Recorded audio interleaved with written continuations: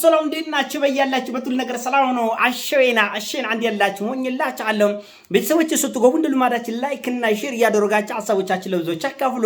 ለዚህም ከልብ አመሰግናችሁ አለ። ዛሬ ወደ ሚዛናችን ይዘንላችሁ የመጣን እንግዲህ የጠቅላይ ሚኒስትርና የጌታቸው ረዳን ጫማ ነው።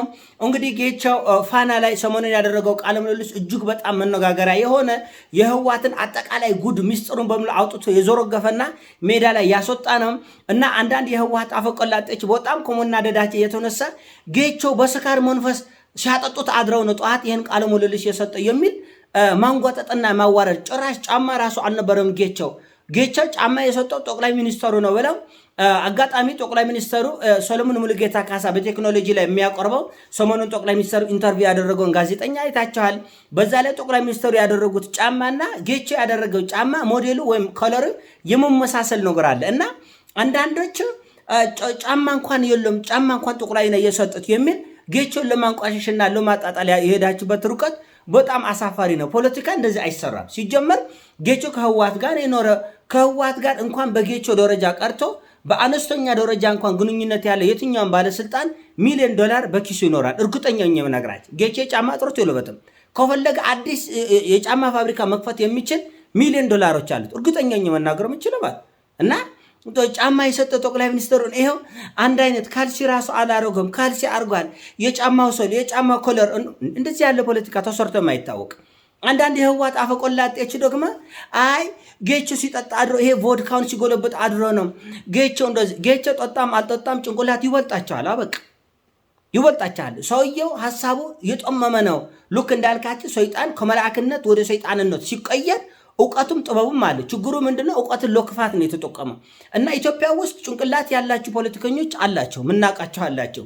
ነገር ግን የተጣመመ መንገድ ልክ እንደ ዳብለስ እውቀታችን ለጠመመ መንገድ ታደርጉታላችሁ ነው። ስለዚህ ጌታቸው እኔ በጉሌ ተራ ሰው አይደለም። ወደፊትም በኢትዮጵያ ፖለቲካ ህይወቱ እስካለ ተራ ሆኖ የሚኖር ሰው አይደለም።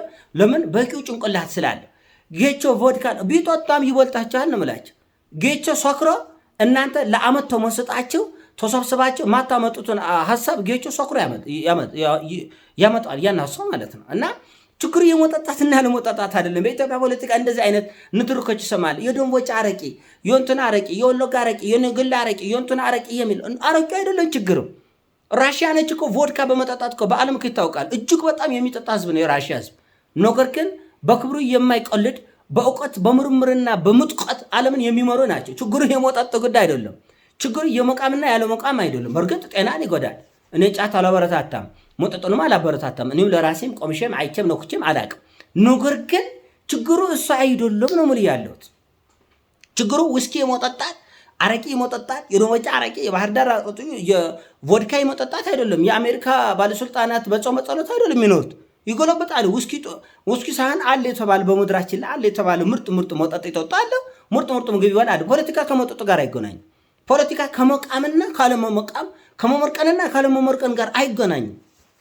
ይህን ማወቅ ያስፈልጋል እና በልካቸው መያዝ ያስፈልጋል። ፖለቲከኞችን ብንጠላቸው ብንወዳቸው።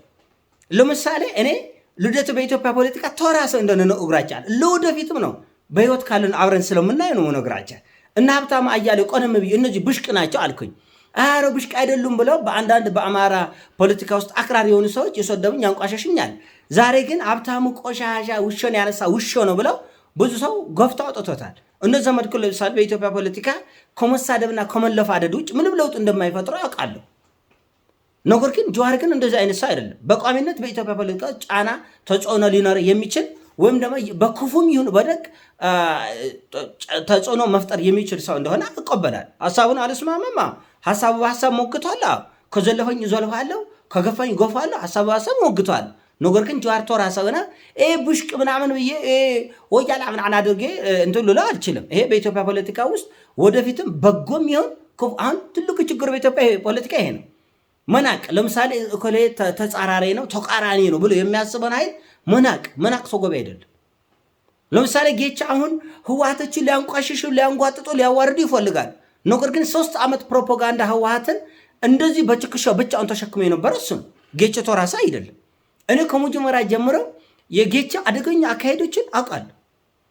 አስቡት፣ በዚህ 5 እና 6 ዓመት እንደ ጌታቸው ስመ ገናና ሰው የለም በኢትዮጵያ ፖለቲካ ውስጥ በክፉም ይሁን በደግም በልኩ ነው መመዘን የሚያስፈልግ እና ሌላና ሀሳብ መሞገስ ሲያቅታችሁ ጌቾ ሶክረ ነው፣ ጌቾ ጠጥቷል፣ ቮድካ ነው። ቮድካ ነው ሁላችን እናውቃለን፣ ይጠጣል። ግን ካልጠጡት ከሌሎቻቸው ይበልጣቸዋል። በእርግጥ ወያኔ ሆኖ የማይጠጣ የለም። ግን ሌሎች ኢትዮጵያ ፖለቲከኞች ራሱ እውነቱ ለመናገር ጌቾ ሶክሮ የሚያመጣቸው ሀሳቦች እናንተ በደናቸው አታመጡት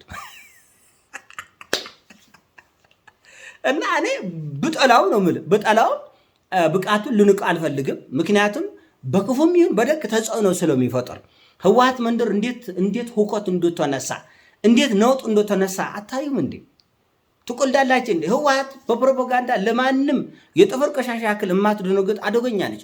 ኔትወርኳ በጣም ጠንካራ፣ በተለይ በፕሮፓጋንዳ በመረጃ በኩል እውነቱ የሚያስቀና ትልቅ አደገኛ አቅም የነበረው ነው። በእርግጥ ዛሬ ሁሉ ነገር ተፍረክርኮ መቼም መሞቻ ሲቀርብ የሰው ልጅ መልኩም ይጠፋል፣ አቅሙም ይጠፋል። ሁሉ ነገር አይደለም። በሽታ ሲያዳክመን እንደዛ ዛሬ የምታየት መልኬ አይኖርም። በሽታ ሲያዳክመኝ ጉልበቴም፣ ንግግሬም፣ ድምፄም፣ አይኔም ሁሉ ነገር ነው ፍስስ የሚለው እና እንደዛ ሆኖ ነው እንጂ ጌቾ ቀላል ሰው አይደለም። እናውቃለን። ባለፈው 3 4 5 ዓመት ውስጥ ጌቾ በኢትዮጵያ ፖለቲካ ሳይወዱ በግዱ ሲደመጥ ከነበሩ ሰዎች ውስጥ አንደኛው ጌቾ ነው። የሆነ ሆኖ በኢትዮጵያ ፖለቲካ ትንሽ በጣም የማየው ነገር ምንድነው?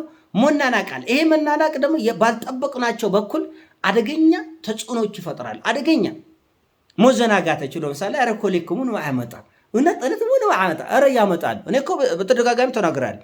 እኔ ቀደም ብዬ በዚህ በቦታ ችግሩ ይኖራል፣ እነዚህ ችግሮች ይፈቱ፣ ኧረ በእናትህ ለኮሌ ተጨንቅ ይለኛል። ኧረ በጣም ነው የምጨነቀኝ የእኔ ጌታ።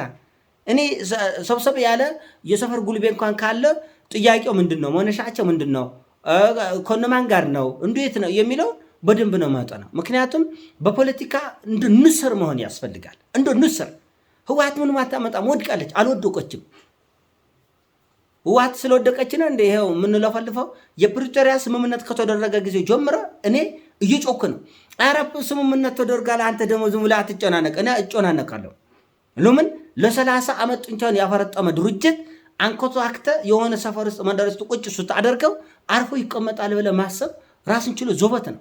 እና በፖለቲካ ውስጥ ሰዎችን ወደድናቸውም ጦላናቸው፣ አወቅም አላወቅም፣ ይማሩም አይማሩም በልካቸው መመዘን፣ በልካቸው ማስቀመጥ፣ ተገቢውን ጥንቃቄ ለማድረግ ይመቻል። ማንንም መናቅ ያለብን በፖለቲካ።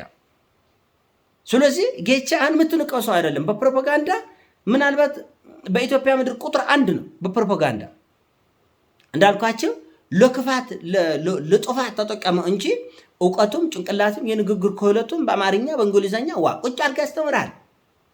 ፕሮፓጋንዳ ምን እንደሚመስል። ህወሓት ደግሞ ወያኔ በዚህ የታወቀች ነች። የሚጠቅማትን ሰው በራሷ መንገድ አይታ ፈትሻ ካየች በኋላ እውቀት ያለው ሰው ይጠቆማል።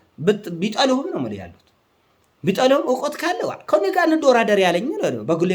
በጉልህ ተገናኝተናል እኮ አንተ በቃ ተሮጋጋ ሰኮኑ በል በቃ ምናምን ብለህ እኔ እኮ ጉግም ስላልክ ጎጎማ ስለሆንክ ነው እኮ ያገኘኝ ፎርስ ያገኘኝ እኮ ስለጎገምክ ነው እንጂ ህወሓቶቹ ከማን ጋር መቼ የት መነጋገር እንዳለባቸው የሚያውቁ ናቸው። እና አሁን ግን ፖለቲካቸው እየወደቀ ስለሆነ አሁን ያው አጠቃላይ ነገሩ ኮላፕስ ኢምፓየሩ ራሱ የህወሓት ኢምፓየር ኮላፕስ እያደረገ ስለሆነ የሚነታረኩበትን ነገርም አያውቅም።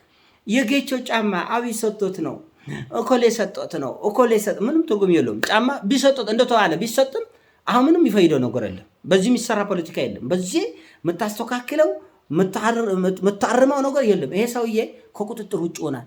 ሳላችሁ ካላበደ ህወሓት በጌቾ ነገር ጨርቅን ጥሎ ካላበደ ለማየት ያብቃቸው እና ምንጊዜም ስንነጋገር ዝም ብሎ በልጆች እንደ ልጆች ጨዋታ አንዳንዶቻችን እንደ ልጆች ጨዋታ የሚያደርጋለ እንደዛ አይደል። ፖለቲካ እንደዛ አይሰራም። ወደድከውም ጠላኸውም ብቃቱን በማህበረሰብ ላይ የሚፈጥረው ተጽዕኖ፣ የትምህርቱ ደረጃ፣ የንግግር ክህሎቱ፣ ግራና ቀኝ የማገናዘቡን አቅም መጎምገም አለብህ። ዋይደንት ለምን ቲክቶከር አይሆንም? ለምን ዩቲዩበር አይሆንም?